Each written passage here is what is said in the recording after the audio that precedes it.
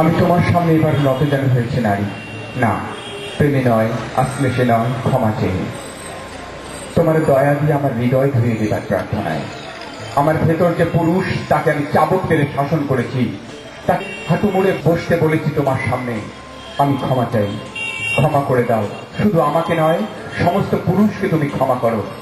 আমি আজ সমস্ত পুরুষের হয়ে তোমার ক্ষমা প্রার্থী। পুরুষ তোমার সামনে আবার নতজান হয়েছে নারী, তাকে ক্ষমা করে দাও। গৃহপালিত পশুর মতো তোমাকে ব্যবহার করেছে পুরুষ। আখ মারাইয়ের কারখানার মতো তোমার জানু চেপে তারা উৎপাদন করেছে সন্তান।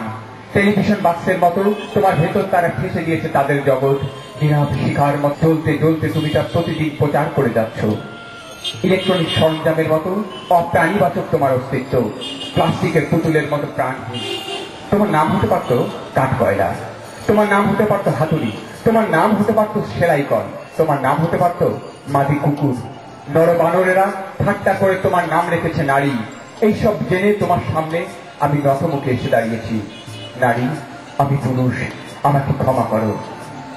প্রতিদিন কেউ না কেউ স্বামী তার স্ত্রীকে পিটিয়ে হত্যা করে। প্রতিদিন কেউ না কেউ পশু স্বভাবী কামুক তোমার মুখে অ্যাসিড ছুঁড়ে মারে।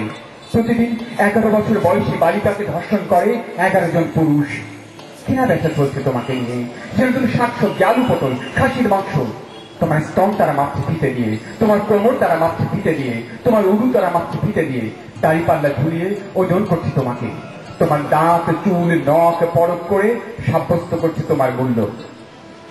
তোমার নাম হতে পারত মোগলাই পরোটা, তোমার নাম হতে পারত জাপানি হুন্ডা, তোমার নাম হতে পারত ডানহিল সিগারেট, তোমার নাম হতে পারত পুষি বিড়াল। অর্ধসভ্য মানুষ তোমার নাম রেখেছে অর্ধাঙ্গিনী। এই জেনে তোমার সামনে নতমুখে এসে দাঁড়িয়েছি। নারী, আমি পুরুষ, আমাকে ক্ষমা করো।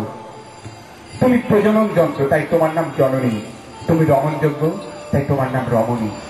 ঘোড়া সালে ঘোড়া, হাতি সালে হাতির মতো মহলে মহলে থাকো, তাই তোমার নাম মহিলা।